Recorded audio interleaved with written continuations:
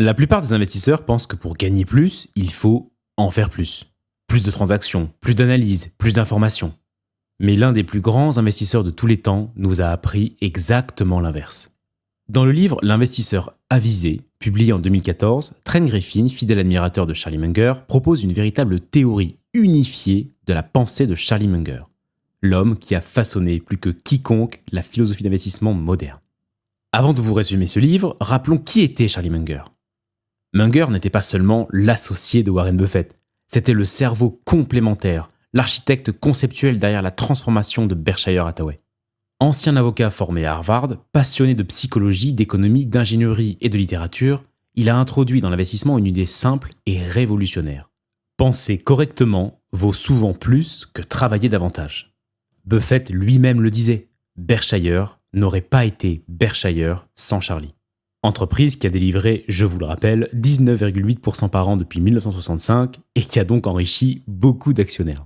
Et c'est en fait Munger qui pousse Buffett à passer de la stratégie cigar butts, des actions très décotées mais médiocres, à une stratégie centrée sur les entreprises extraordinaires, les fameux Wonderful Businesses. Et ces principes continuent aujourd'hui d'influencer des générations entières d'investisseurs. Et voici ce qui est fascinant. Vous n'avez pas besoin d'être un génie pour comprendre la méthode de Munger. Pas besoin d'avoir fait Polytechnique ou Harvard. Car la difficulté n'est pas intellectuelle, elle est psychologique. En bourse, la plupart des gens échouent pour deux raisons. Soit ils n'ont pas le contrôle émotionnel nécessaire, soit ils n'ont pas la discipline de faire le travail sur la durée. Et Buffett résume ça parfaitement. Je cite, « Investir, c'est simple, mais pas facile. » Et Munger ajoute, « Prenez une idée simple et prenez-la très au sérieux. » Pour rendre cette pensée accessible et actionnable, ce résumé va s'articuler en 4 grandes parties. Nous verrons dans un premier temps les principes fondamentaux de l'investissement dans la valeur, puis nous étudierons le principe de la sagesse universelle de Charlie Munger. Nous verrons ensuite The Right Stuff, donc les qualités indispensables de l'investisseur qui réussit. Et enfin, 4e et dernière partie, nous aborderons les variables clés qui déterminent la réussite en value investing. Installez-vous bien. Si vous appliquez sincèrement ces idées, vous serez déjà dans les 1% des investisseurs capables de battre le marché sur plusieurs décennies. Parce que oui, rappelons un point essentiel. Charlie Munger est un investisseur value, héritier direct de la méthode de Benjamin Graham, un système d'investissement qui a démontré sur des décennies sa capacité à battre les indices. Alors, pour ceux qui n'ont pas encore vu ma vidéo sur le résumé de l'investisseur intelligent de Benjamin Graham, je vous invite fortement à la regarder car elle reprend les principaux enseignements de Benjamin Graham au sujet de l'investissement dans la valeur. C'est la base de la base. Et n'oubliez jamais ceci, le système de Graham est extrêmement simple. Trop de gens le compliquent inutilement. D'ailleurs, à l'Assemblée générale de Wesco en 2002, Munger résume toute sa philosophie en quelques phrases. Nous avons 3 corbeilles étiquetées pour ce qui est de nos prises de décision en matière d'investissement. On garde, on écarte, trop difficile. Munger refusait instinctivement tout ce qui est inutilement complexe. Si un secteur, une entreprise ou un modèle économique est trop difficile à comprendre, il le place automatiquement dans le panier trop difficile. Et ce qui est très déroutant pour beaucoup d'investisseurs, c'est que la stratégie de Benjamin Graham est volontairement conçue pour sous-performer lors des marchés haussiers, mais pour surperformer lors des marchés baissiers. En même temps, c'est logique. Le value investing, c'est aller à contre-courant de l'humeur des foules. Vous achetez quand tout le monde panique et vous ignorez les envolées irrationnelles. Alors je vous propose de synthétiser ici les 4 grands principes fondateurs de la philosophie de Benjamin Graham, et qui sont d'ailleurs rappelés dans le livre de Trent Griffin. Premier principe, considérez qu'une action représente une part d'une véritable entreprise. Deuxième principe, achetez-la avec une décote significative par rapport à sa valeur intrinsèque. C'est votre marge de sécurité. Troisième principe, faites de monsieur le marché votre serviteur, jamais votre maître.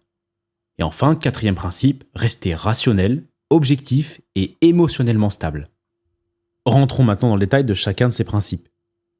Alors la première règle de Benjamin Graham est très simple, mais elle change toute votre manière d'investir. Une action, ce n'est pas un ticket, c'est une part d'entreprise. Quand vous achetez une action, vous devenez littéralement copropriétaire d'un business réel. Regardez en immobilier, quand vous décidez d'acheter votre résidence principale. Vous ne vous dites pas « Tiens, j'achète un ticket à 500 000 € qui va peut-être valoir 1 million dans 20 ans. » Non, vous regardez la qualité des matériaux, la luminosité, l'orientation, le voisinage, la circulation, la copropriété, les nuisances, le potentiel du quartier, et puis le potentiel loyer qu'il pourrait vous rapporter. Bref, vous cherchez à comprendre ce que vous achetez réellement. Et c'est seulement en comprenant la réalité du bien que vous pouvez juger du prix que vous serez prêt à payer. Eh bien, en bourse, c'est exactement la même chose. Si vous n'avez pas une compréhension profonde de l'entreprise, de son business model, de ses avantages compétitifs, de ses cash flows, de ses clients, de ses concurrents, vous ne pouvez pas en estimer la valeur intrinsèque. Et si vous ne connaissez pas la valeur, vous ne pouvez pas investir intelligemment. Autre point clé lorsque vous achetez une part de propriété dans une entreprise. Ne suivez jamais aveuglément la foule. Comme le dit Munger, imiter la foule vous ramènera toujours vers la moyenne, donc à une performance moyenne. Et pour illustrer ce comportement moutonnier, Benjamin Graham utilisait une anecdote absolument géniale. Écoutez bien. Un prospecteur de pétrole arrive au paradis pour y recevoir sa récompense. Mais Saint-Pierre l'accueille avec une mauvaise nouvelle. Il lui dit « Tu as bien le droit d'entrer ici, mais comme tu peux le voir, c'est déjà plein de chercheurs de pétrole. Il n'y a plus de place pour toi. » Le prospecteur réfléchit un instant, puis lui demande « Est-ce que je peux juste leur dire 4 mots à ceux qui sont déjà ici ?» Saint-Pierre accepte, pensant que cela ne peut pas faire de mal. Le prospecteur met alors ses mains en porte-voix et crie « On a trouvé du pétrole en enfer !» En une seconde, toutes les portes s'ouvrent, les prospecteurs sortent en courant, tous prêts à descendre en enfer pour ne pas rater l'occasion. Ébahi, Saint-Pierre se tourne vers le nouveau venu et lui dit « Eh bien maintenant, il y a de la place, tu peux rentrer. » Le prospecteur hésite un instant et finit par lui répondre « Merci, mais je crois que je vais quand même les suivre. Après tout, il y a peut-être du vrai dans cette rumeur. » C'est exactement ce que font les investisseurs qui suivent l'actualité financière, les tendances ou les prédictions à court terme. Ils suivent la foule sans réfléchir. Et pour ne pas sombrer dans ce piège, évitez comme la peste les prévisions des analystes, des économistes ou des politiques. Elles sont presque toujours fausses, mais elles donnent une illusion dangereuse de précision. Si vous voulez prendre une décision d'investissement, tout ce qui compte, c'est le business sous-jacent de l'entreprise sélectionnée. Retenez bien une chose, personne, absolument personne ne peut prédire avec justesse l'avenir. Comme le dit Munger, la seule chose certaine concernant la prévision économique, c'est que ceux qui la font ne savent rien. Il existe d'ailleurs une devinette au sujet de ces gens qui font des prévisions à court terme et que j'adore. C'est l'histoire de Charlie Munger, du lapin de Pâques, de Superman et d'un prévisionniste à succès, qui se retrouve aux 4 coins du parc de la bourse de Wall Street. Au centre de l'espace a été disposé un billet de $100. Chacun d'eux se lance en même temps vers le centre de la pièce pour attraper ce billet de $100. La question est qui va rattraper le billet en premier ? Charlie Munger, le lapin de Pâques, Superman ou encore le prévisionniste à succès ? Je vous laisse quelque temps pour réfléchir. Eh bien, c'est tout simplement Charlie Munger, car les 3 autres sont tout simplement des personnages de fiction. Deuxième principe fondamental, acheter avec une marge de sécurité. Munger insiste bien sur le fait qu'il existe un principe unique qui devrait s'élever au-dessus de tous les autres. C'est celui de la marge de sécurité. Benjamin Graham le disait parfaitement. Je cite « Si je devais résumer tout l'investissement sain en 3 mots, ce serait marge de sécurité. » Rappelez-vous, la marge de sécurité, c'est l'écart favorable entre le prix que vous payez pour une action et la valeur intrinsèque réelle de l'entreprise. La valeur intrinsèque, elle, correspond à la valeur actualisée des flux de trésorerie futurs de l'entreprise. Alors je ne vais pas ici détailler toutes les méthodes de calcul de la valeur intrinsèque, mais rassurez-vous, nous allons tous les aborder sur cette chaîne. Pour l'instant, retenez simplement que ça correspond à combien de cash ce business va produire pour ses actionnaires. Et la fonction de la marge de sécurité, c'est par son essence de ne pas rendre nécessaire une estimation précise du futur, chose qui est, je vous le rappelle, tout simplement impossible. Benjamin Graham nous donne une analogie parfaite. C'est comme la distance de sécurité sur la route. Si vous laissez un grand espace avec la voiture devant vous, vous n'avez rien à prédire. Vous réagissez calmement. Mais si vous lui collez le pare-choc, vous devez anticiper chaque freinage. Et le moindre imprévu devient un accident. Eh bien, en investissement, c'est pareil. Si vous achetez une entreprise très en dessous de sa valeur intrinsèque, vous n'avez pas besoin d'être un prophète. Votre marge absorbe les éventuelles erreurs. Et Warren Buffett résume également ça avec une autre image. Si vous construisez un pont avec une surcharge maximale de 45 tonnes, vous afficherez à l'entrée de ce pont 30 tonnes maximum. En synthèse, rappelez-vous de ce principe de Benjamin Graham. Le prix, c'est ce que vous payez et la valeur, c'est ce que vous obtenez. Troisièmement, faites de monsieur le marché votre serviteur et non votre maître. Alors ça, c'est absolument fondamental. Pour un investisseur dans la valeur, le marché n'est pas une entité omnisciente ni parfaitement rationnelle. Il est, comme le disait Benjamin Graham, un personnage maniaco-dépressif. Un jour euphorique, le lendemain désespéré. Un jour prêt à vous payer 200 $ pour une entreprise, et le lendemain prêt à vous la brader pour 110 $ sans raison valable. Votre mission à vous, profiter de ces crises, pas les subir. Lorsque monsieur le marché est euphorique, il devient arrogant, surestime tout, et fait exploser les prix. Quand il est dépressif, il jette ses actions dans le vide à des prix ridicules. Et c'est précisément dans ces moments-là que naissent les plus belles opportunités. Car ce sont dans ces moments-là que les marges de sécurité sont les plus importantes. Warren Buffett résume cela avec une phrase devenue célèbre. Soyez craintifs lorsque les autres sont avides et avides lorsque les autres sont craintifs. Parce que dans le cas contraire, vous vous alignerez avec la foule et vous vous placerez donc sous l'influence de monsieur le marché. Parce que monsieur le marché, c'est la foule. Et si vous êtes la foule, vous ne pouvez pas, par définition, battre la foule. Et enfin, quatrième et dernier principe, soyez rationnel, objectif et sans état d'âme. On ne pourra jamais insister assez sur ce point.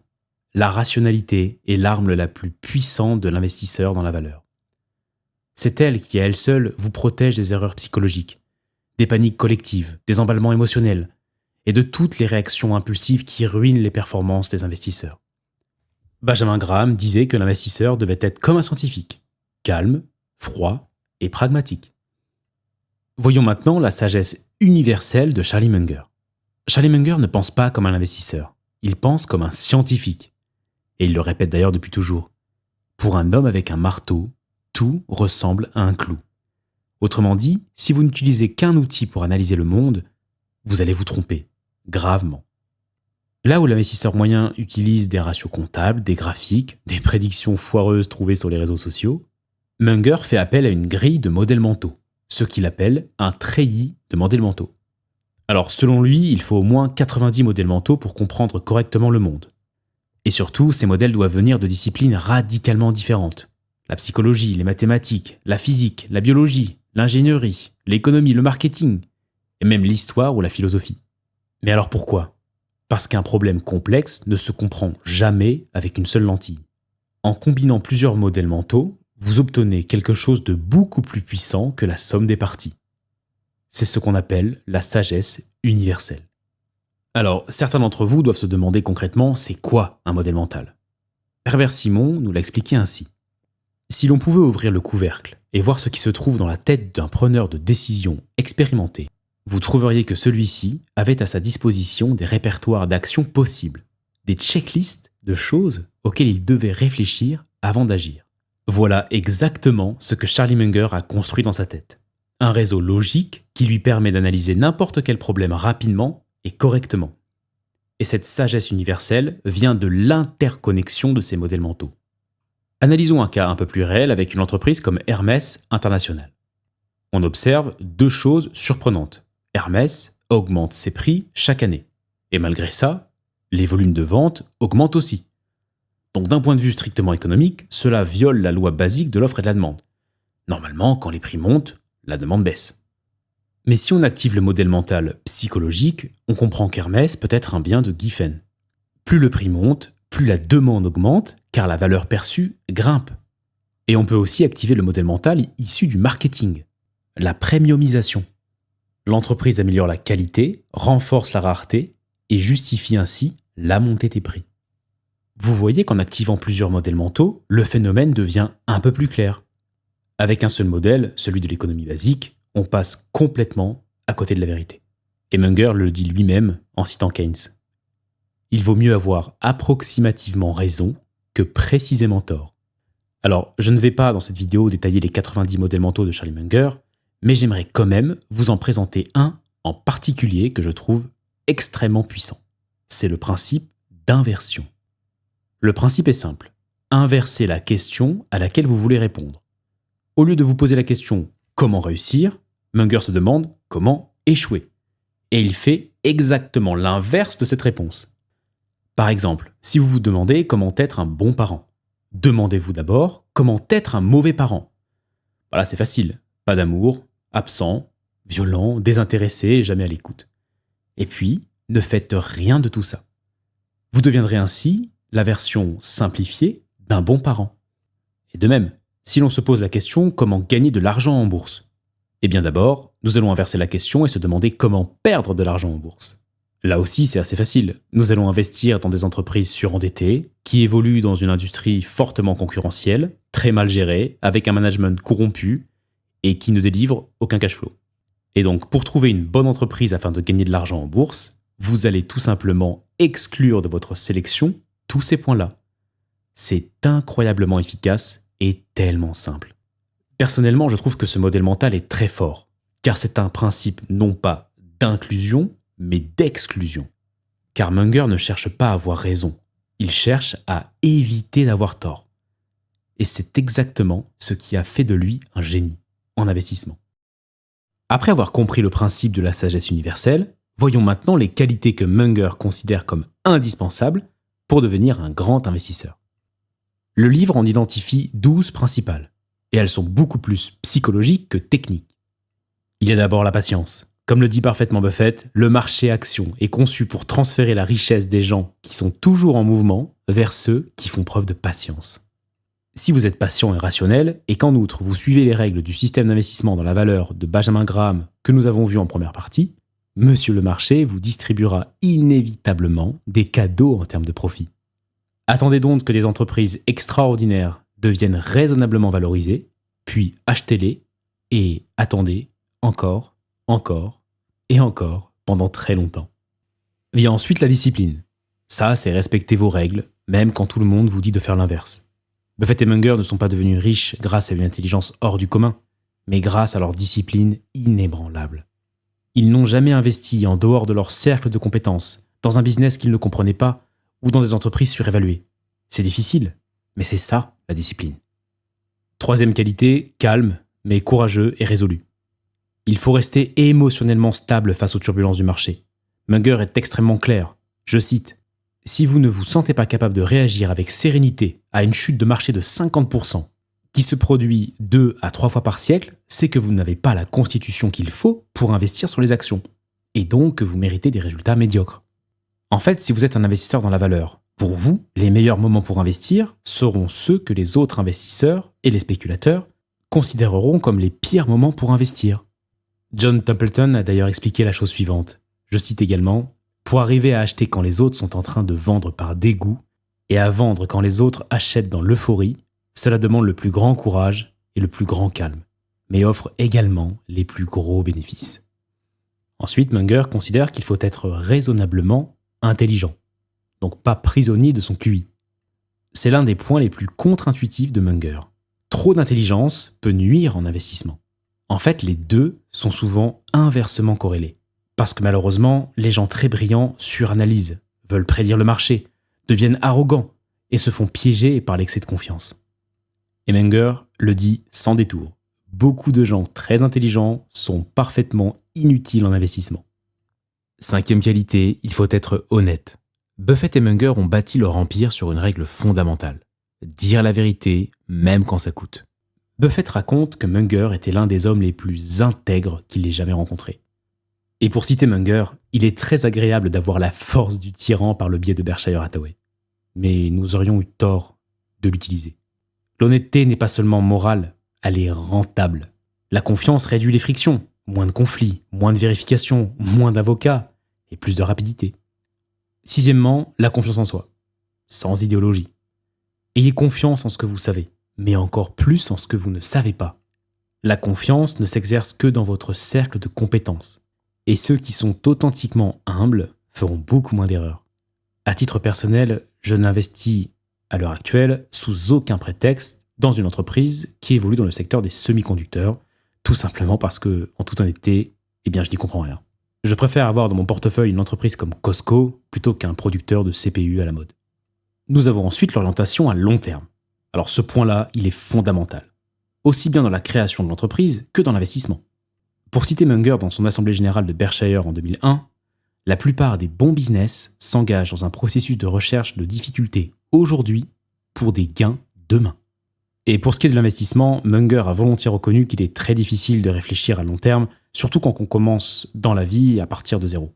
Et c'est pour cette raison qu'il a un jour dit que accumuler les 100 000 premiers dollars, c'est le plus difficile, mais c'est le plus important. Ensuite, les intérêts composés commencent à prendre le relais. Et sur le long terme, ils peuvent faire des merveilles. Ensuite, il est très important d'être passionné, parce que les gens passionnés lisent plus, creusent plus, réfléchissent plus et progressent plus. Munger rappelle que la passion se développe souvent lentement, puis finit par exploser en intensité. La passion nourrit la curiosité nourrit la compétence, et la compétence nourrit le succès. Neuvièmement, nous devons être studieux. En matière d'investissement, Munger a dit en 2012 « Il est bien plus agréable d'apprendre des erreurs des autres que de ses propres erreurs. » Autrement dit, comme Munger, vous devez apprendre en permanence, accumuler du savoir et passer beaucoup de temps à lire. Ça peut être des livres de grands investisseurs, des bibliographies, des livres d'économie, de psychologie ou tout simplement des rapports annuels d'entreprise. Car c'est en faisant ça que vous apprendrez des erreurs des autres. La vie est beaucoup plus agréable quand vous laissez aux autres le soin de faire la plupart des grosses erreurs. Et rien ne peut indirectement vous exposer mieux aux erreurs commises par les autres que la lecture. Ensuite, nous devons être collégial. Une autre très bonne façon pour éviter les erreurs et éventuellement améliorer vos chances de réussite, c'est d'avoir quelqu'un sur qui tester vos décisions. Buffett et Munger avaient la possibilité de le faire entre eux, et cette méthode s'est avérée très précieuse. D'ailleurs, Warren Buffett a longtemps appelé son partenaire l'abominable Mr. No, car sa réponse habituelle sur une proposition d'investissement était très souvent non. Alors, bien qu'il soit peu probable que vous ayez un partenaire en investissement unique comme Munger, le fait d'avoir un groupe diversifié de gens en qui vous pouvez avoir confiance est quelque chose de très précieux. Dans votre cercle, essayez donc de rechercher des gens qui investissent et qui ont une vision peut-être différente de la vôtre, mais qui permettent de challenger vos décisions d'investissement. Partagez des idées d'investissement, débattez calmement avec d'autres investisseurs sérieux. Avoir quelqu'un qui challenge vos décisions est inestimable. Et j'ai à titre personnel quelques amis d'école qui investissent tout comme moi depuis longtemps et que j'informe toujours avant une décision d'investissement. Cela me permet de tester ma conviction sur mes futures idées d'investissement. Avant-dernière qualité, un tempérament stable. Voici l'une des idées les plus brutales de Munger. Certains n'ont tout simplement pas le tempérament pour investir et aucune éducation n'y changera rien. Le marché teste votre patience, vos nerfs et vos émotions. Les meilleurs investisseurs sont ceux qui restent calmes quand le monde panique. Dites non à l'euphorie, non à la panique et non aux prédictions. Encore une fois, le tempérament compte beaucoup plus que l'intelligence. Et enfin, dernière qualité, l'aversion au risque. Selon Charlie Munger, utiliser la volatilité d'une action comme une mesure de risque, c'est n'importe quoi. Le risque pour nous, c'est soit le risque de perte permanente du capital ou le risque d'un rendement inadéquat. Donc, le remède simple à ces deux risques selon Munger, c'est acheter des entreprises extraordinaires, durablement compétitives, à un prix raisonnable. Point final. Mais surtout, chers investisseurs, arrêtez d'associer le risque à la volatilité d'une action. Cela peut peut-être vous donner l'impression que le risque est facilement quantifiable, mais ce n'est pas le cas. À ce sujet, Nassim Nicolas Taleb, économiste et investisseur de renom qui a écrit plusieurs ouvrages que nous aborderons bien évidemment sur cette chaîne, met l'accent sur la manière dont la gestion du risque s'est avérée complètement défectueuse à chaque nouvelle crise. Les gestionnaires de risque se sont toujours trompés. Il raconte d'ailleurs souvent une petite histoire à ce sujet. Laissez-moi vous la dire. Un chirurgien, un comptable et un gestionnaire de risque discutent ensemble et cherchent à savoir laquelle de ces trois professions est la plus ancienne. La chirurgie, la comptabilité ou la gestion de risque. Le chirurgien dit « Dieu créa Ève à partir de la côte d'Adam ». Il est clair que c'est la chirurgie qui est arrivée en premier. Mais le comptable n'est pas d'accord. Il dit « Avant cela, Dieu créa l'univers pour remettre de l'ordre dans le chaos. Donc c'est de la comptabilité ». Et ensuite, le gestionnaire de risque prend la parole et dit « Je vais vous battre tous les deux, car qui a créé le chaos ? Eh bien c'était moi. » Vous l'avez compris, les grands investisseurs ne sont pas les plus intelligents. Ce sont les plus patients, les plus disciplinés, les plus rationnels, les plus honnêtes, les plus studieux, les plus calmes, les plus orientés à long terme, les plus passionnés et les plus conscients de leurs limites. En première partie, nous avons vu ensemble les 4 grands principes de l'investissement dans la valeur de Benjamin Graham. Charlie Munger les a généralisés, affinés et enrichis. Et oui, Munger cherche toujours à déterminer la valeur intrinsèque de l'entreprise en estimant la valeur actualisée des cash flows futurs, à acheter avec une marge de sécurité suffisante pour ne pas dépendre des prédictions hasardeuses, à faire de monsieur le marché son serviteur et non son maître en profitant notamment de ses humeurs au lieu de les subir, et à rester rationnel, objectif et émotionnellement stable, surtout quand tout le monde panique. Mais par rapport à Graham, Munger ajoute plusieurs variables supplémentaires qui modifient profondément la façon d'appliquer ce système. Voyons-les ensemble. Première variable, déterminer l'étendue du cercle de compétences. Nous l'avons un peu évoqué dans les parties précédentes. Munger a toujours fait le choix d'investir à l'intérieur de son cercle de compétences. Et c'est tellement fondamental que Munger en a fait une variable centrale.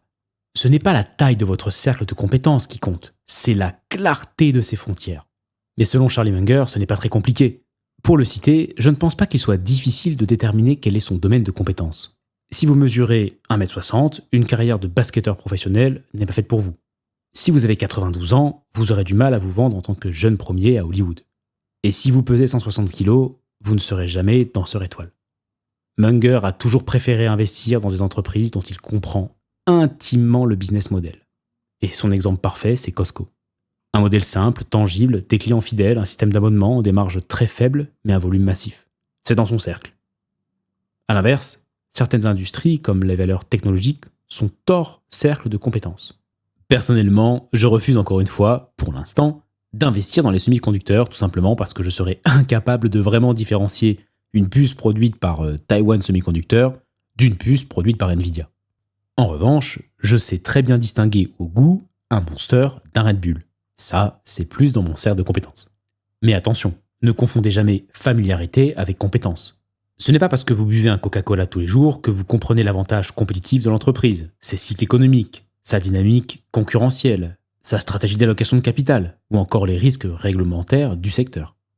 Connaître un produit, ce n'est pas comprendre le business. Deuxième variable, déterminer combien investir sur chaque titre.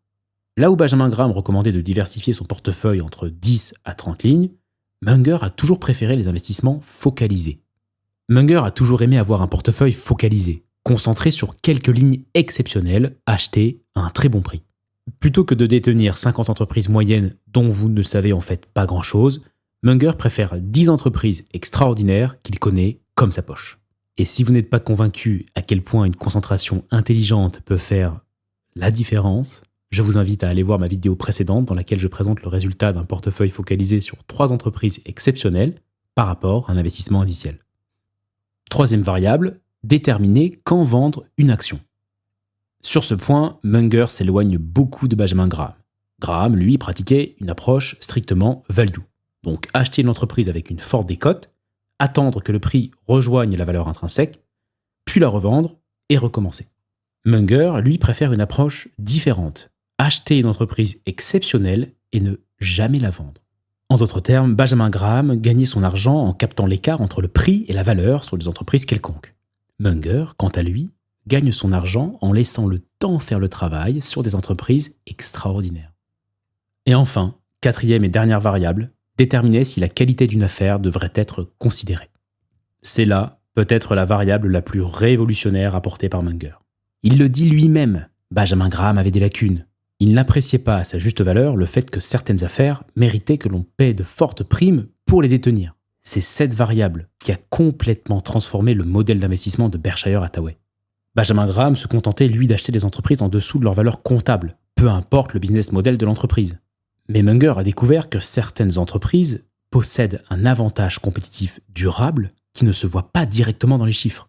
En même temps, comment voulez-vous quantifier la recette secrète de Coca-Cola, la puissance de la marque Hermès, ou encore la culture d'entreprise de Costco? Ce n'est pas possible d'un point de vue quantitatif. Et c'est là que Munger a dit une phrase décisive à Buffett. Il vaut vraiment mieux acheter une entreprise extraordinaire à un prix ordinaire plutôt qu'une entreprise ordinaire à un prix extraordinaire. Au lieu d'acheter des entreprises de type cigar butts, donc mégots de cigares, très bon marché mais parfois médiocres, Buffett et Munger se mettent à acheter des business extraordinaires à très haut rendement sur capital et qu'ils peuvent conserver pendant des décennies. Un exemple iconique, Coca-Cola, acheté à partir de 1987 et qu'ils détiennent toujours en portefeuille. Alors, chers investisseurs, j'ai gardé le meilleur pour la fin, qui est selon moi le véritable secret de la réussite de Charlie Munger. Le secret de sa réussite ne réside pas dans les modèles mentaux, ni dans les principes du value investing, ni dans le cercle de compétences, ni même dans la rationalité, la discipline ou encore le tempérament. Non, pas directement. Le vrai moteur qui soutient tous ces principes, celui qui est responsable de sa réussite et celui qui a fondé tout l'homme qu'il a été, c'est la lecture. Charlie Munger le disait lui-même, un bon investisseur est avant tout une machine à apprendre. Il lisait sans cesse, il apprenait sans cesse, il réapprenait encore et encore. Il nourrissait son esprit comme d'autres nourrissent un feu. Munger l'a répété toute sa vie. Il ne connaît pas un seul investisseur talentueux qui ne soit pas un lecteur vorace.